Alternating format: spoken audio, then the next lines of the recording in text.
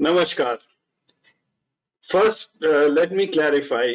जब मैं ये पूछ रहा हूँ कि करतार सिंह परेशान क्यों है, करतार सिंह एक फार्मर नहीं है।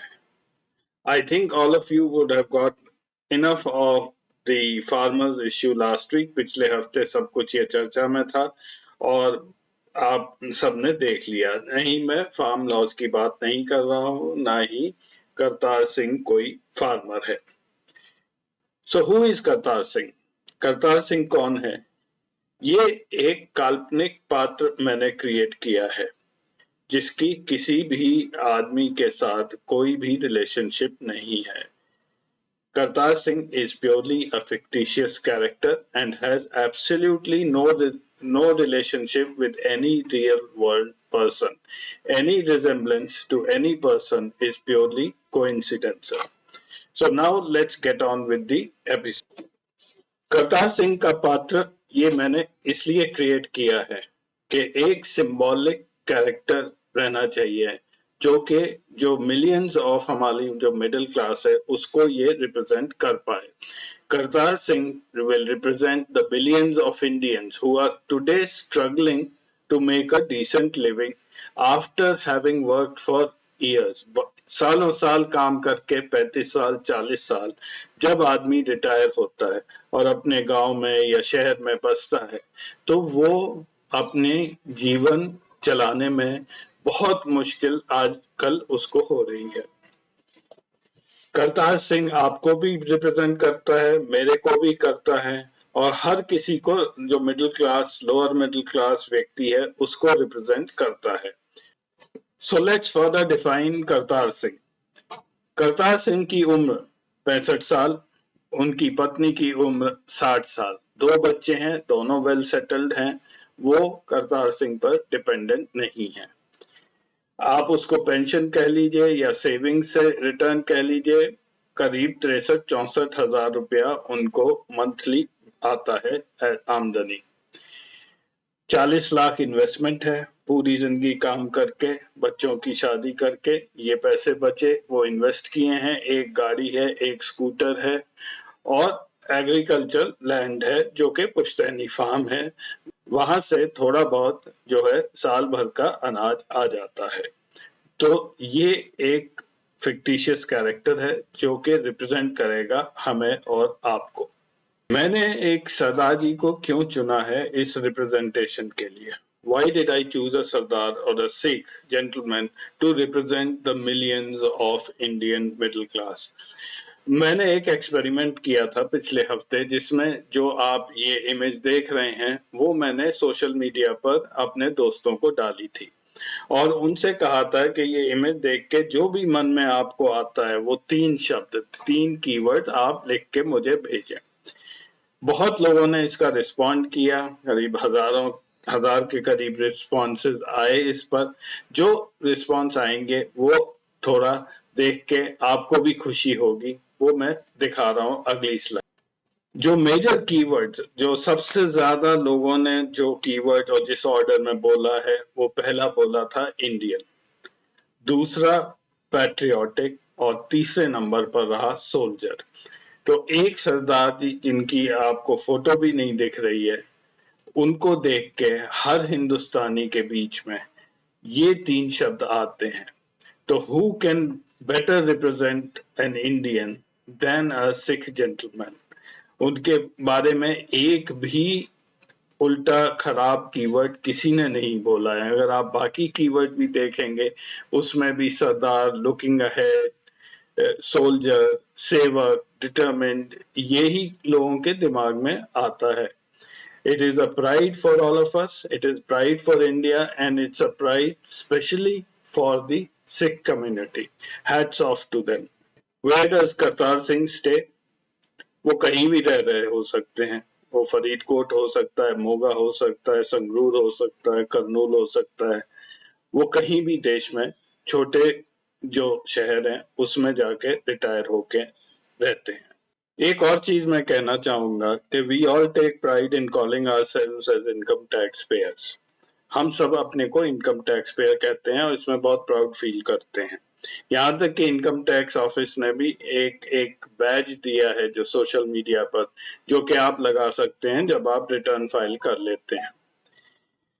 In practice every Indian who buys anything, जो भी कुछ खरीदता है वो एक टैक्स पेयर है, और वो टैक्स जो है शायद हम जो इनकम टैक्स देते हैं उससे ज्यादा होता है। ये करतार सिंह की मंथली एक्सपेंडिचर शीट है।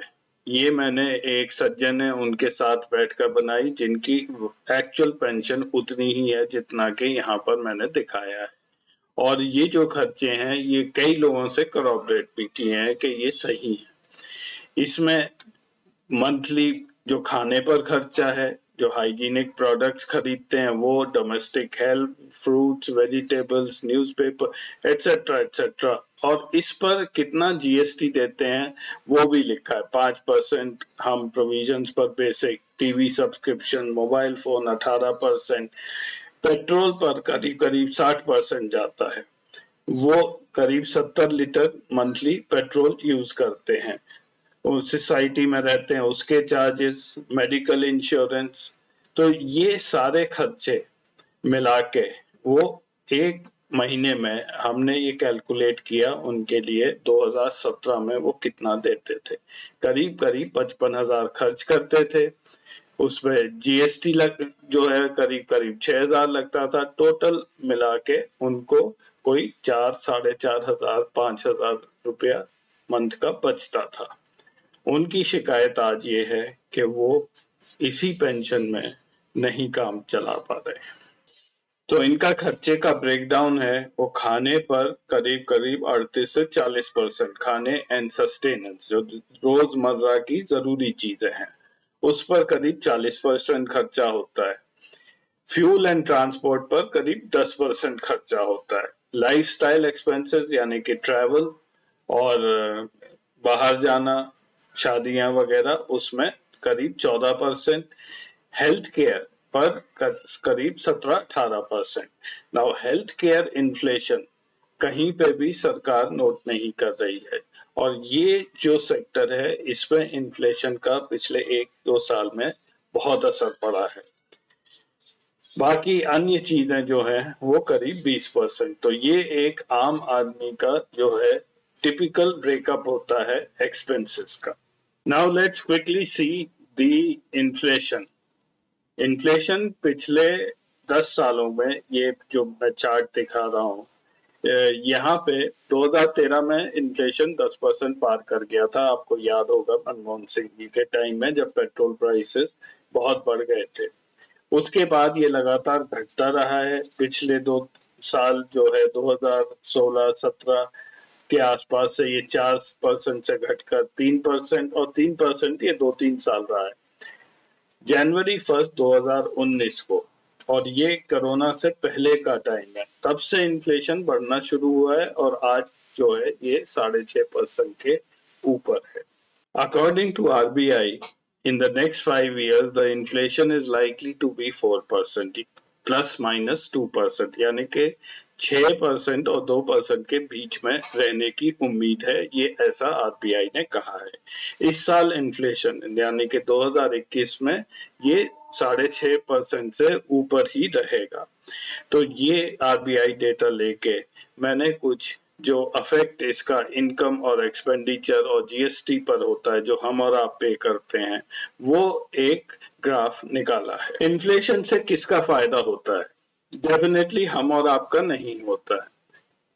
ये बहुत अजीब बात है कि जब भी कीमतें बढ़ती हैं उसमें सरकार का मुनाफा होता है। The government benefits from price rise.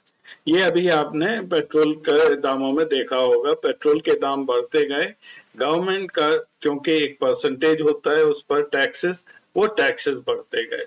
तो जैसे जैसे प्राइस पेट्रोल की बढ़ती गई, सरकार का मुनाफा टैक्स की बदौलत बढ़ता गया। सेम चीज जो है, बिल्कुल ऐसी चीज होती है जब डोमेस्टिक प्राइसेस बढ़ते हैं या इन्फ्लेशन की वजह से रेट बढ़ते हैं, खाने की चीजों के बढ़ते हैं। वहां पे भी जैसे जैसे प्राइस बढ़ता है जीएसटी कलेक्शन बढ़ते जाते हैं, और इसीलिए मैंने पहले बोला था, हर व्यक्ति इस देश में टैक्स पेयर है कि भाई आप खाना तो खरीदते ही होंगे जाके। सेकंड चीज ये है कि जो भी फिक्स्ड इनकम ग्रुप्स हैं जैसे कि पेंशनर्स हैं, उनकी जो तनख्वाहें हैं वो बढ़ती नहीं है इतनी तेज जितना कि इन्फ्लेशन बढ़ता है। इन्फ्लेशन तो मंथ ऑन मंथ बढ़ता रहता है। आपका पेंशन रिवीजन जो है ये जाके वो बहुत 4 5 6 साल बाद होता है। And the biggest losers are people who are living on fixed deposits. जो आप इंटरेस्ट कमाते हैं, इंटरेस्ट रेट्स भी कम होते हैं और वैल्यू ऑफ मनी भी कम होता है। इसलिए सबसे ज्यादा अफेक्टेड पिछले 4 5 साल में सीनियर सिटीजन पेंशनर्स हुए हैं, जिन्हें सबसे ज्यादा परेशानी आज हो रही है। Let us analyze Kartar Singh expense statement. ये जो मैं आपको दिखा रहा हूं, जो ग्रीन लाइन है, ये है इनकम स्टेटमेंट, जो कि उनकी पेंशन, नेट पेंशन 2017 में 60,000 थी, बढ़कर आज 63,600 हो गई है। और एक्सपेक्टेड रिवीजन है कि नेक्स्ट ईयर एक रिवीजन आ जाएगा तो एक जंप मिलेगा, और ये जंप हर 5 साल में मिलेगा आगे चल के। तो ये एक अज्यूम्ड कर्व है उनके इनकम का। मंथली एक्सपेंसेस जो है वो इन्फ्लेशन के साथ बढ़ते जाते हैं एक लीनियर तौर पर। कॉस्ट ऑफ गुड्स भी बढ़ते जाते हैं। इसकी बदौलत जीएसटी जो है बढ़ती जाती है। जितना जीएसटी 2017 में 5,955 रुपए थी, वो आज बढ़कर 7,200 हो गई है, और 2028 में ये 10,000 पार कर जाएगी। तो ये जो एक्सेस जीएसटी है ये जाता है गवर्नमेंट के खाते में। तो हमारी इनकम कम होती है, हमारे हाथ में कम पैसा होता है, हमारे हाथ से लेकर सरकार अपनी जेब में डाल लेती है। दूसरा है कि नेट सेविंग जो है, जो उनकी सेविंग 2017 में 4,500 थी, क्योंकि एक्सपेंसेस बढ़ते गए वो नेगेटिव में चली गई, और आज की तारीख में करतार सिंह अपनी सेविंग्स में टिप कर रहे हैं। उन्हें वो 63,000 रुपए पूरे नहीं पड़ते हैं।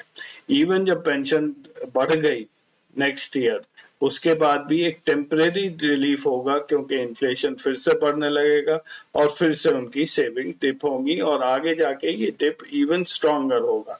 तो विद टाइम जो वैल्यू ऑफ मनी है वो बहुत बुरी तरह घटती है। मैं थोड़ा डिटेल में आपको ये बात फिर समझा रहा हूँ, इसके लिए मैं इस स्लाइड में जूम इन कर रहा हूँ। धीरे धीरे जैसे प्राइसेस बढ़ते हैं, जीएसटी जो हम पे करते हैं उन्हीं चीजों के लिए, क्योंकि उनकी प्राइस बढ़ जाती है, जीएसटी हम ज्यादा देते रहते हैं। तो ये ओवर द पीरियड जीएसटी का कर्व है। हमारी जो सेविंग्स है वो क्यों कॉस्ट निकाल के, जीएसटी निकाल के, वो धीरे धीरे कम होती जा। एक टाइम ऐसा आता है कि आपकी जो इनकम है उससे ज्यादा खर्चे हो जाते हैं, और ये जो ट्रायंगल, ये जीरो लाइन है, उसके नीचे आ जाता है। तो ये पीरियड आ जाता है जब आप अपनी सेविंग्स में डिप करने लगते हैं। फिर एक रिवीजन आ जाता है आपके इनकम में, तो फिर से आपको एक्स्ट्रा मनी हाथ में आता है, but again due to inflation ये नीचे आता रहता है, और नेक्स्ट टाइम ये जो ट्रायंगल है ये और भी बड़ा हो जाता है। तो over a period of time आपकी वैल्यू, आपके इनकम की, वो कम होती जाती है। तो ये बहुत बड़ी प्रॉब्लम आज जितने भी कंट्री में हमारे सीनियर सिटीजन्स हैं या पेंशनर्स हैं, उनको ये फेस करना पड़ रहा है।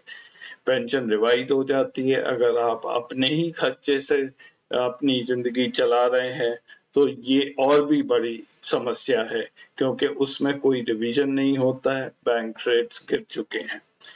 2021 की सीनियर सिटीजन रिपोर्ट आ चुकी है, मैंने पढ़ी है, आप भी देख लीजिए, इंटरनेट पर है, उसमें कुछ भी नया नहीं है। प्रॉब्लम ये इन्फ्लेशन की हर सरकार के साथ होती है, लेकिन जब सरकार एक्शन नहीं लेती है तो ये समस्या बढ़ती है सारे लोगों के लिए। पिछले 4 5 साल में बढ़ते हुए रेट्स पर कोई भी एक्शन नहीं लिया गया है। इन्फ्लेशन जो है 2019 से बढ़ रहा था, ना कि जब कोरोना आया है। तो ये जो डिमोनेटाइजेशन के बाद ये सारी समस्याएं बढ़ी हैं, इस पे अभी तक कोई एक्शन नहीं है और इसीलिए एक आम आदमी जिसको रिप्रेजेंट करता है हमारा करतार सिंह, वो परेशान है। तो आज के एपिसोड में इतना ही। नेक्स्ट वीक फिर मिलेंगे। नमस्कार।